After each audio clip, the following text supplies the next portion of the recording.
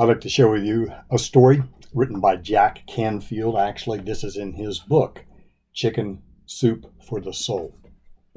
It's called The Golden Buddha. In the fall of 1988, my wife Georgia and I were invited to give a presentation on self-esteem and peak performance at a conference in Hong Kong. Since we had never been to the Far East before, we decided to extend our trip and visit Thailand. When we arrived in Bangkok, we decided to take a tour of the city's most famous Buddhist temples. Along with our interpreter and driver, Georgia and I visited numerous Buddhist temples that day, but after a while they all began to blur in our memory.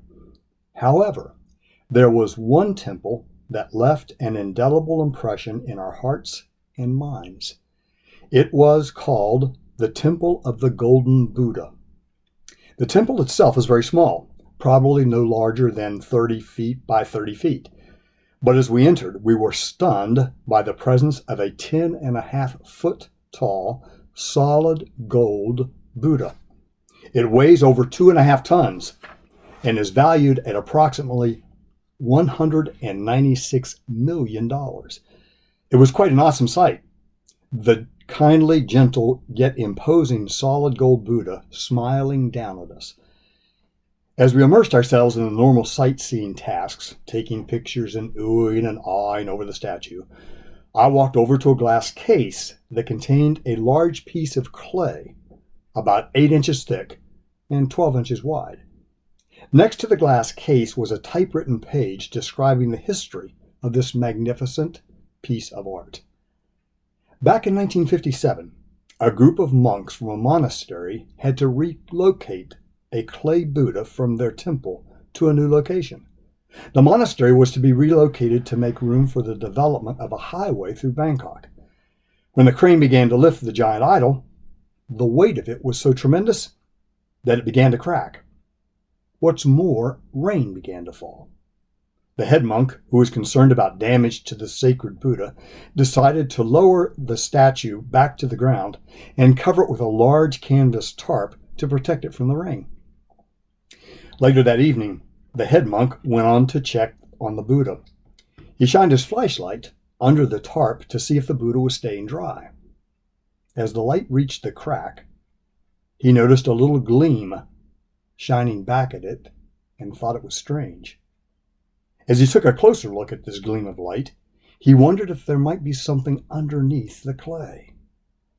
He went to fetch a chisel and a hammer, and from the monastery, where he got the chisel and the hammer, he began to chip away at the clay. As he knocked off shards of clay, the little gleam grew brighter and brighter. Many hours of labor went into before the monk stood face to face with the extraordinary solid gold Buddha.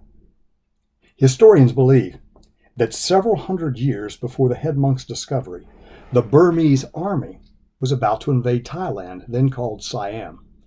The Siamese monks, realizing that their country would be soon attacked, covered their precious golden Buddha with an outer covering of clay in order to keep their treasure from being looted by the Burmese. Unfortunately, it appears that the Burmese slaughtered all of the Siamese monks, and the well-kept secret of the Golden Buddha remained intact until that fateful day in 1957.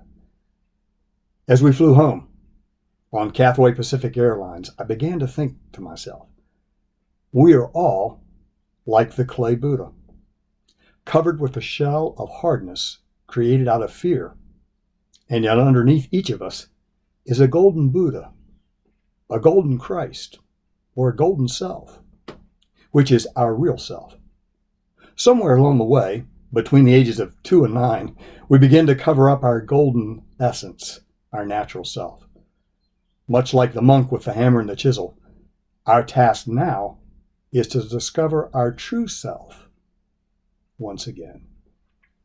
You are made of gold, and you can find your true self once again.